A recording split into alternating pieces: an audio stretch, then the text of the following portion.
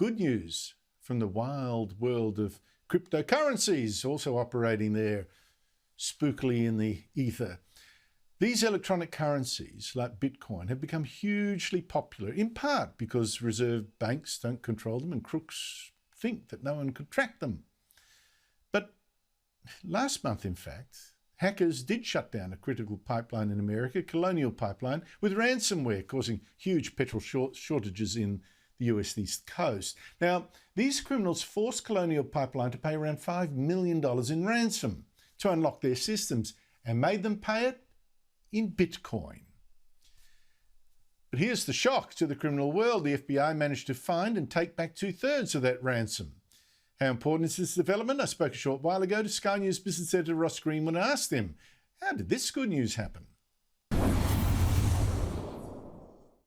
Effectively, what happens these days is through blockchain, you've got agencies that can and do follow cryptocurrencies and indeed their transactions. I'll give you a small example. Since 2017 here in Australia, AUSTRAC, the anti-money laundering agency of the government, has had the role of being able to follow any cryptocurrency transaction of more than $10,000 or anything that's suspicious.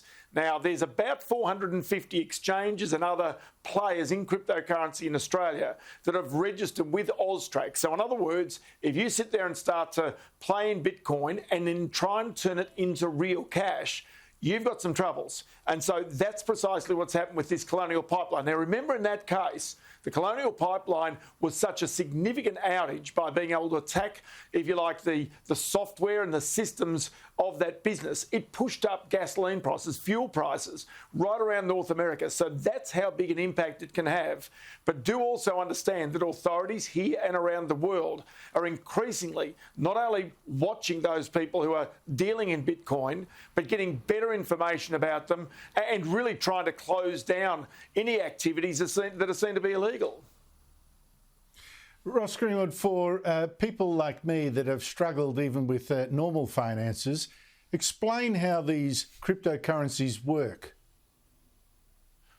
So, okay, fairly simply, what you have is you have a piece of IT which allows people to go and break codes and extract Bitcoins. And as effectively in the case of Bitcoin, the miners got deeper and deeper. It's cost more energy to get more Bitcoins out.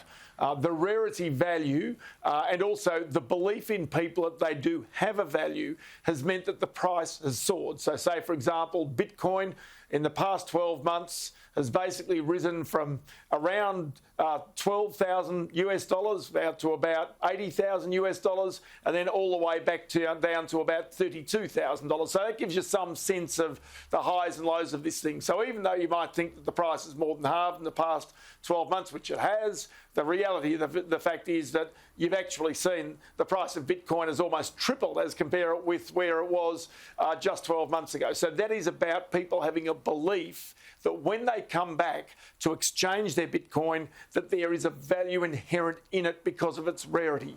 And so the important part about Bitcoin is when it started out, it was seen to be at the fringe, but now you've got major institutions, major players like Elon Musk, who buy Bitcoin and are prepared to accept transactions in Bitcoin. That was until Elon Musk realised how much emissions were actually being given off by the electricity to mine for them. So he said, no, we won't do that anymore. So these are the sorts of, if you like, issues around cryptocurrencies. But one small thing, it was always based around secrecy and the fact that people could move money around the world and outside of tax officers' hands. And as a result of that, now with this extra surveillance coming in from governments around the world, that's one of the reasons maybe why Bitcoin in the future won't seem to be as attractive.